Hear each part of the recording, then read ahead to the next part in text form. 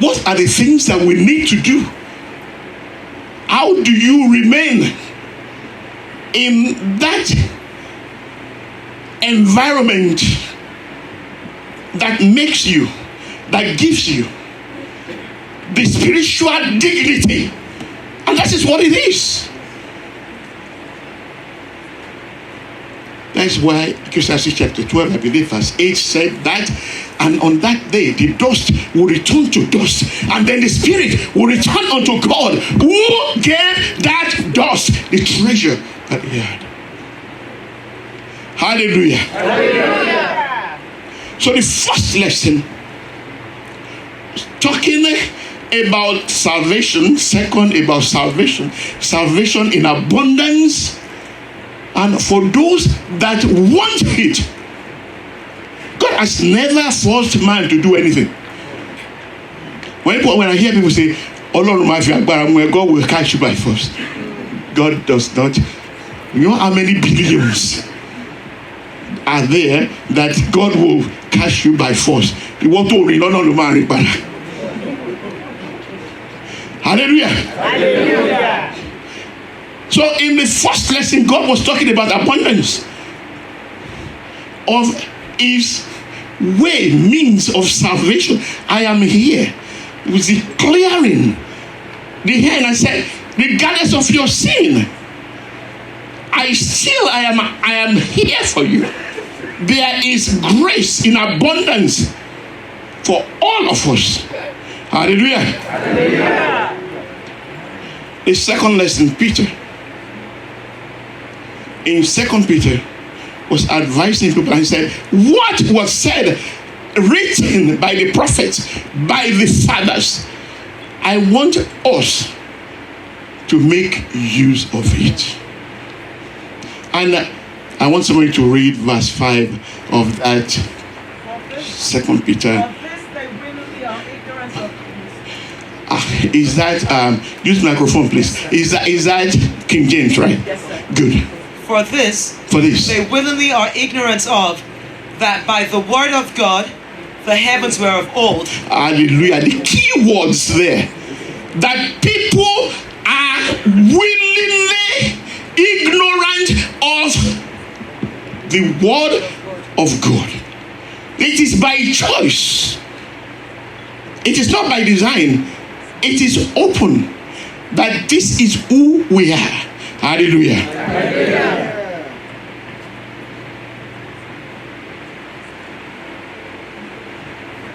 Peculiar.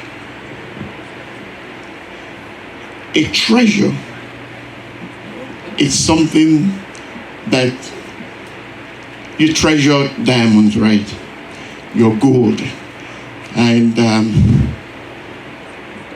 so the cleaners came to my house one day, and then my wife just came from a party. Came to a party, and then we left. We went to a store, and we were coming back, and they were in the house. He said, Gigi. I said, what? Good, me, what? No, the dresser. Hallelujah. That is how God view you. And that is why it pains him when we walk away from him. So when I gave you that illustration, we can identify with it. It's simple. It's very, very simple.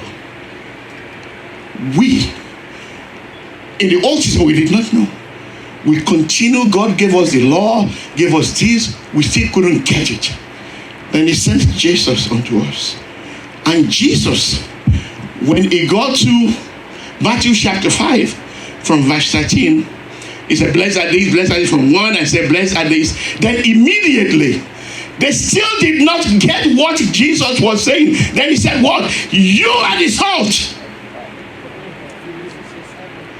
You understand that value now? He was telling man, because until that time, everything was outside the man.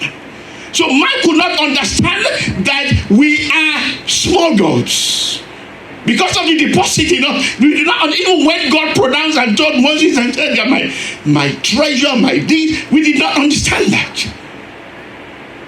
But Jesus broke it down. He said, okay, I don't think you understand what treasure means. You are the salt of the earth. And you must not lose your taste.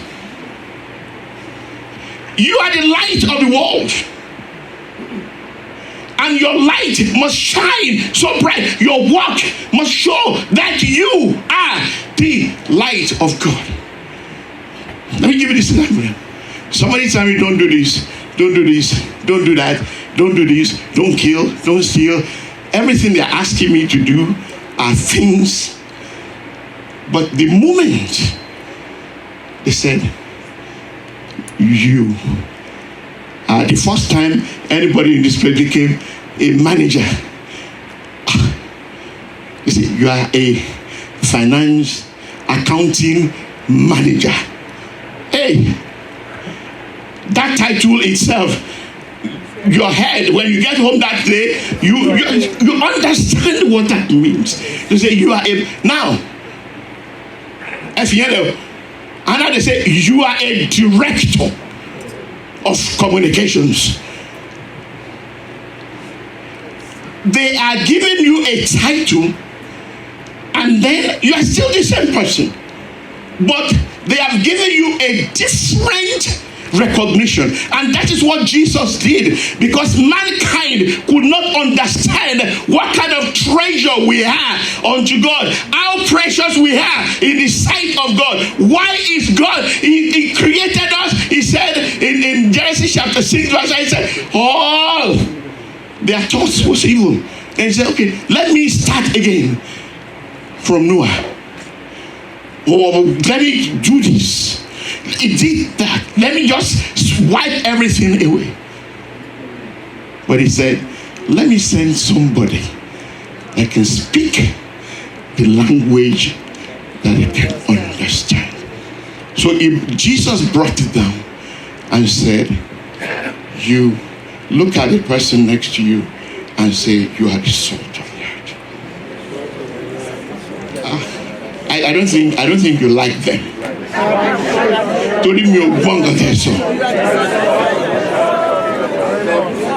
Thank you very much. So we are salt, we are light, we are important in the sight of God. That means without us, the whole entire universe is useless. We are the only creature that God, in Genesis chapter 1 verse 26, he said, when he created us, he said, let us give man dominion over everything that we have created. He doesn't need those things. Hallelujah. Hallelujah. I have 15 more minutes. How can you then remain a peculiar treasure for God? How can God look at you? How can Jesus look at you? The definition is over. Who we are, identification has been explained. But how do you live? When I travel abroad, you have to go and line up at, they call it TNT, wherever something in Nigeria, and then there have to be a time. I'll write in the letter on the 15th of August at 9 o'clock in the morning. Can you please call me? They will call me, or your mother is going to call you at this time. It's not a long time ago. Don't look at me. I'm not 85 years old. No, I'm just talking about 1980. No cell phone. No cell phone. So I have to call my uncle if I want to speak to my mother. I said, hallelujah.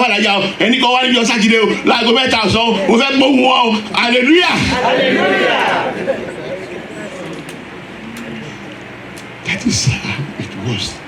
But the world has advanced. So also we must understand that Christianity has advanced. Last year, The summoner here said,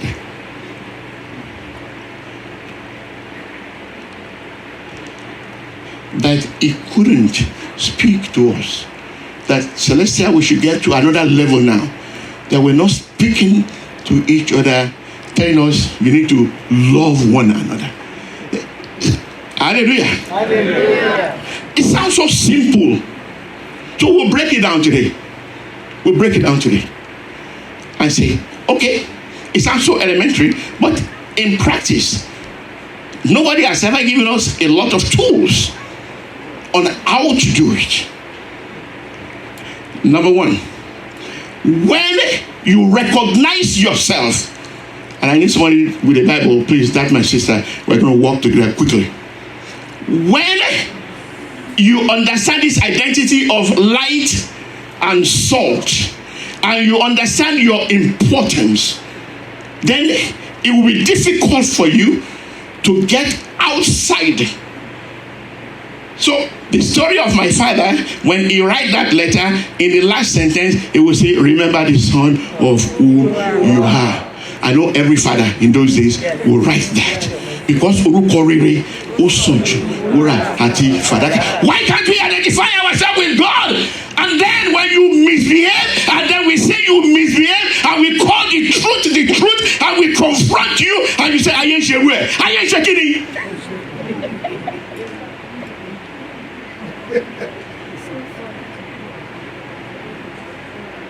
Hallelujah. Hallelujah. So when you have been called into this family of subjects of God, friends, children of God, that God has identified as my peculiar treasure, you cannot walk like other Gentiles anymore. Let's go to Ephesians chapter 4. Start reading from verse 17 for me, please. Somebody with the microphone. Let's go. Quickly. This I say therefore. And I testify in the Lord. This I say therefore. Yes. This I say therefore and testify in the Lord, that ye henceforth walk not as other Gentiles You walk. cannot walk. Gently. You cannot walk like other people anymore. That's it. You cannot walk as other Gentiles anymore because you are a special person. Yes. In the vanity of their mind. In the vanity of their mind. Having the understanding darkened. Having what? Their understanding darkened. Being alienated from the life of God. Because they are alienated from the light of God because of the what? Through the ignorance that is in Through the ignorance. Because of the blindness. Because of the blindness of the heart. Who being past feeling have given themselves unto over lasciviousness. To walk all uncleanness and with greediness. Hallelujah. Uncleanness and what? And greediness. Stomach infrastructure. You cannot walk like that anymore. Some languages cannot come out anymore. If you are truly the light of God, I like to break things down. But this is an harvest. We are online. If I turn off this light, now, what do we have? Darkness. If I turn it back on, what do we have? Light. Even the darkness here, vanish. Oh, you want it? The light superimposes itself upon the darkness, and that is why man must work hard all the time to make sure that you gravitate towards the light and not darkness, because the darkness is always with man.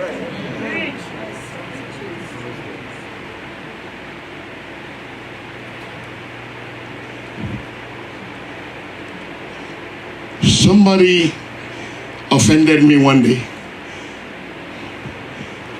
I was so hungry inside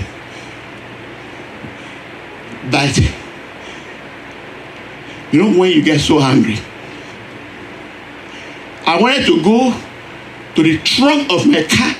It wasn't yesterday also, long time ago. Hallelujah.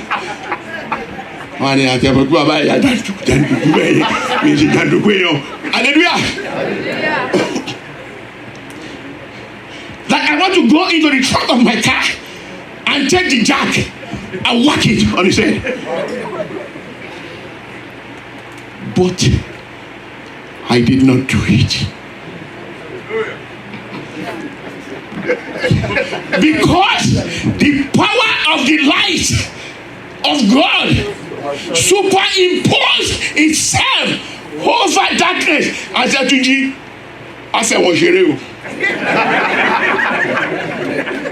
hallelujah. You need somebody by your side. Second thing, by your side to tell you the truth.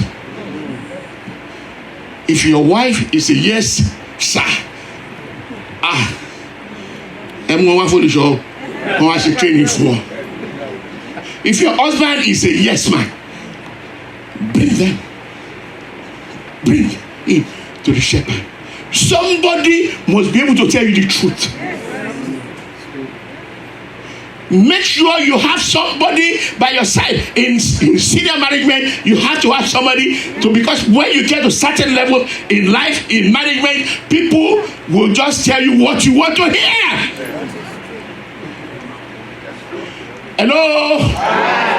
They will tell you what you want to hear. Feel good. So my wife of 40, how many years? 40 something years.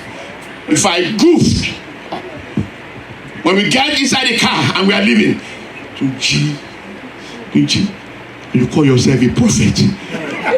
Hallelujah. If your wife cannot talk to you like that, you need to train her to talk to you like that.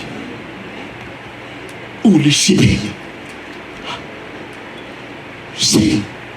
Have somebody by your side. If you are surrounded by people that just say yes, yes, yes, you will cease to be a treasure.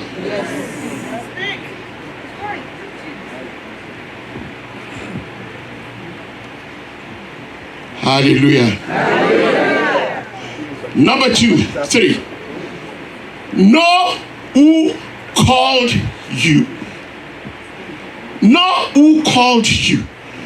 Who called you? Who called you? Is it your shepherd? Is it God? When we all come to this church, they say what? Pastor, and they say what? I'm sorry.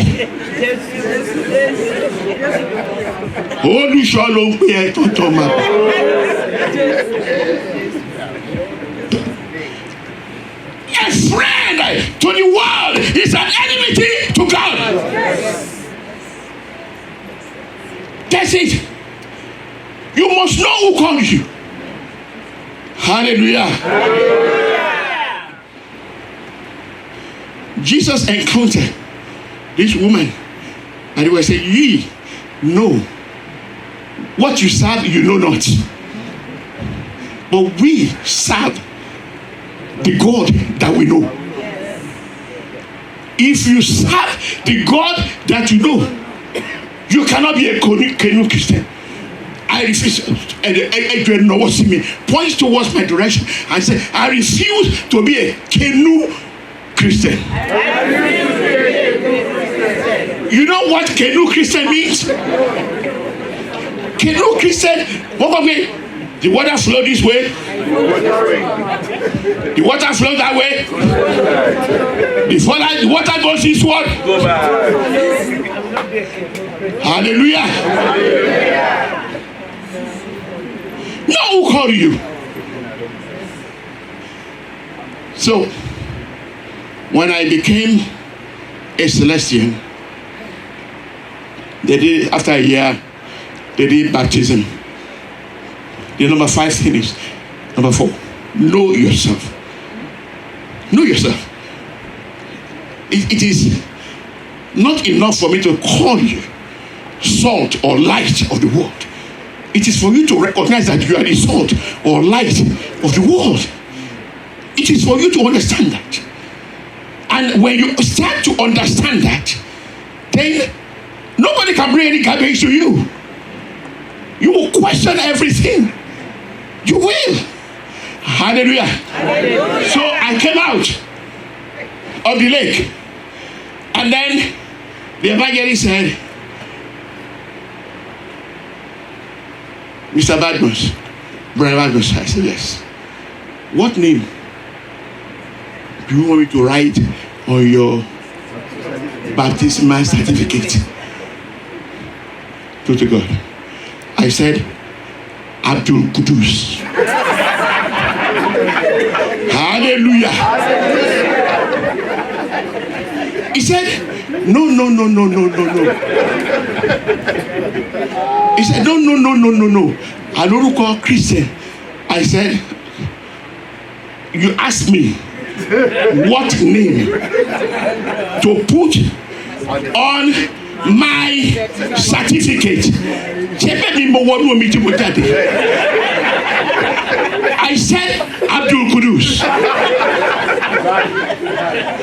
He said, go and look in the Bible. When you are ready, let me know. I've not been ready for 40 years. You know why? Because I know who I was and who I am.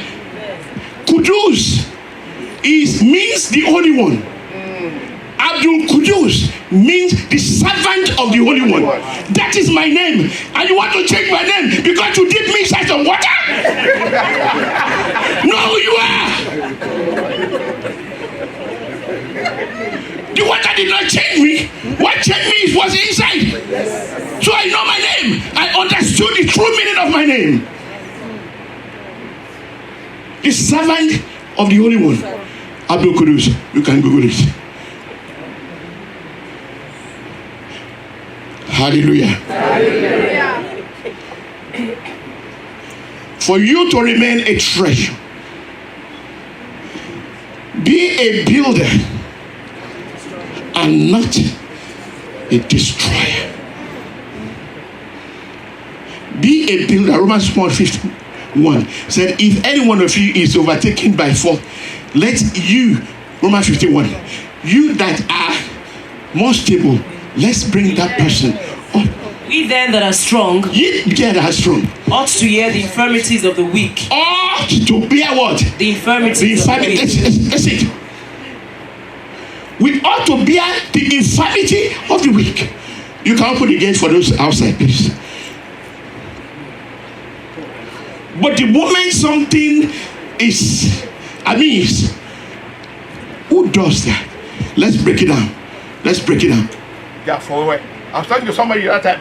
Hey, well, could you tell me you keep no.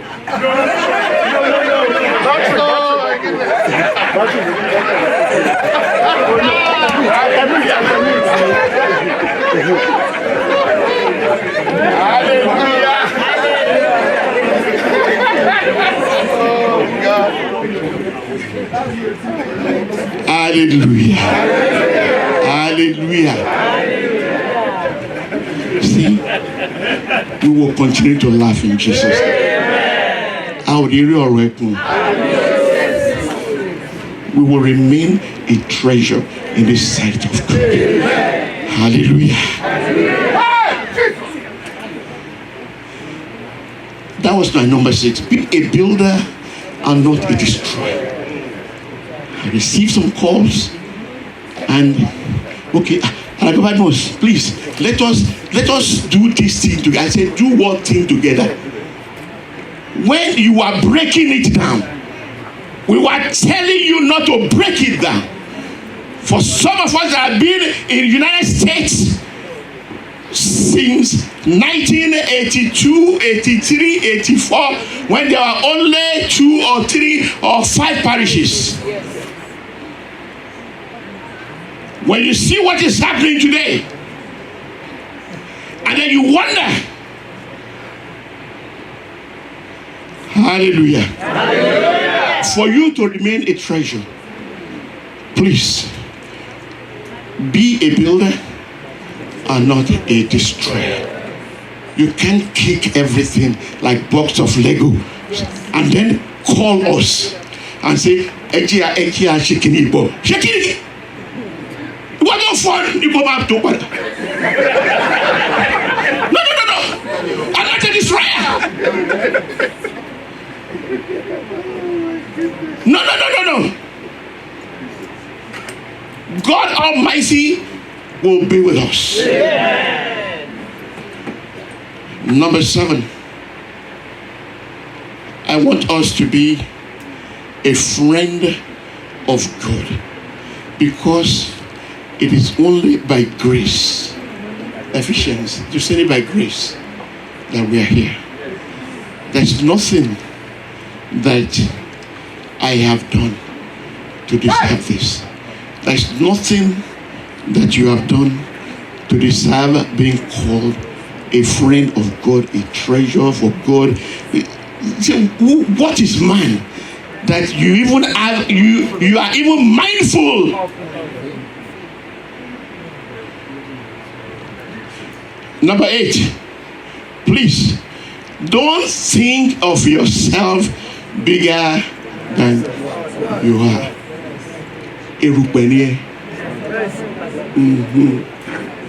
I don't care what you are wearing today. You are dust.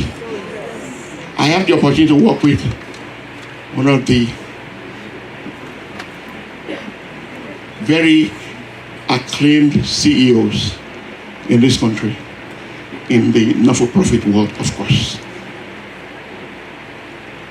So one day we're having discussion about church, and he said, he said, Kudus? I said, yes. If you are looking for somebody to help clean chairs in your church, I said, what? He said, I am the best church cleaner in my church. I said, I'm talking of somebody making over $500,000, whatever it is, dollars. I said, why would you dare do that? I said, you have enough money to hire somebody. It's a Christian also. It's a Christian, you don't get it. It brings me down. I have to force at my level, I have to force humility on myself. I have to force humility. He said, so I wake up 7 o'clock every Sunday, and I go to the church and I wipe all the chairs and I clean the bathroom. I said, you do? So since that day, anytime I get to work and I want to have my cup of coffee, I go to where the cleaners and the maintenance people are having coffee. And can you imagine? They felt so important that. So one day, I didn't go there.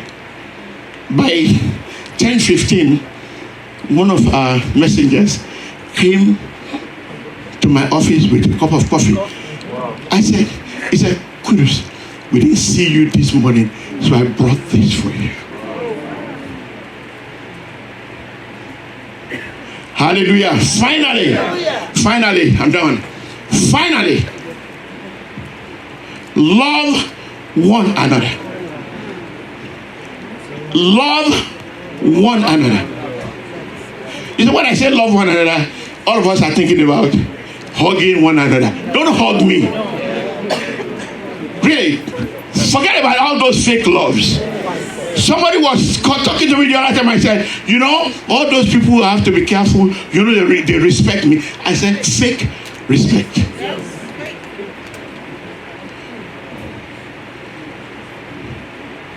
How do you love one another? Mama, I love you, Sutana. That's an expression of love. I love your shoes. Buscalia, a man that wrote a lot about love, said you don't have to go to big places to find and how to, you have to love, you can love somebody that you have never seen in your life. They say, what? When you see them on the train, say, wow, nice shoes. Where did you get those shoes? They will smile. And the energy that will come from them to you will be a positive one. Hallelujah. Hello. Hallelujah. Some of us are in the church. We don't even know the names of the children of the members of the church. Yes. In management, we are taught. Every one of my direct reports, I know at least the names of 2 of their children. So you come in the morning and say, how are you doing, Bessa? I say, oh, everything is fine. He said, oh, how's Rose doing? Rose is their first daughter.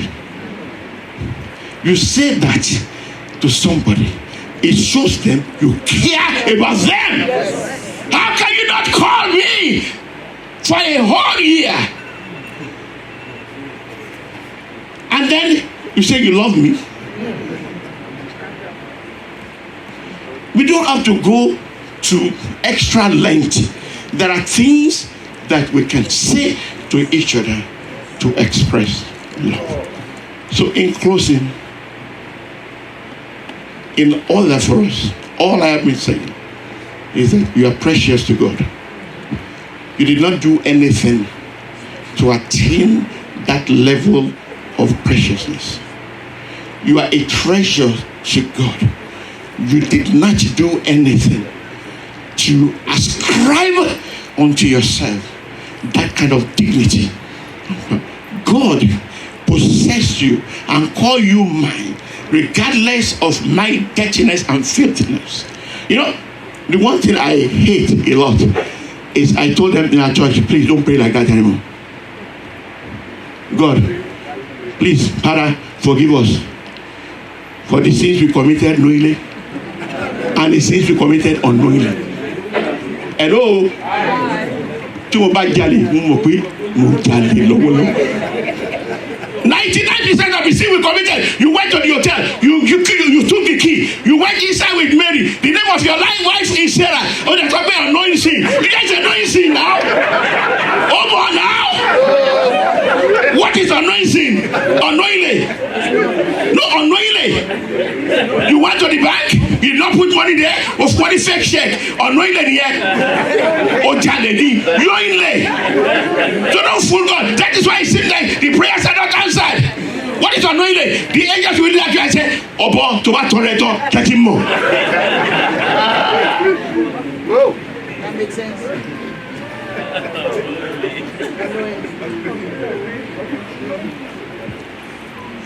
Thank you. I am done with that.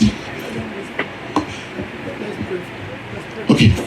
Baba wants to pray for us. Let's rise up for.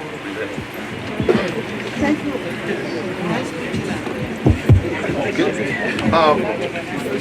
Oh my God.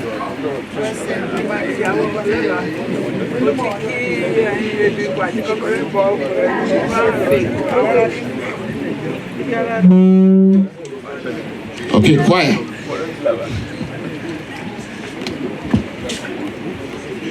Before we go into prayer, please. I believe in one doctrine, and the doctrine, one of them is my belief. The other one was taught to me by my mother. I know that when I will accuse me. There's no day I preach I don't mention my mother. My mother would say, and that is it. When I was rascally, when I was growing up, my mother would come. Elijah would come and I said, Tuji. In Amakawe, I said, Tuji. I will translate later. Take your man wipe. Adura le mao. Hallelujah. What is ṣùgbọ́n tó bá wù àdúrà? Ó ṣe pé anybody lè ṣe. So, as you are praying, what also? Your behavior is very important. It is very important. Don't look at any. I believe in the doctrine of one man to a coffin. So, and they will ask me and say, why did you do this and did that? Man, you know, Baba no. Nobody is big enough an excuse. When it comes to your life, you have to paddle your own canoe. So I read a book by Don Cole. He said, how do you know that you are saved? And he said in that book, And I remember, he said, at any given time, if they ask you this question, I say, Theology Badeloni, Tobaku Boshiwai. Don't worry. Tobaku Boshiwai, are you going to heaven or you are going to hell? They say, if you hesitate to answer that question, you are going to hell. Yep. Test yourself. I ask myself that question at least 2, 3, 4 times a week to control myself. I said, are you going to heaven or hell? I need to go fix some things. So before you pray, don't fool yourself. If you die right now, where do you think you are going?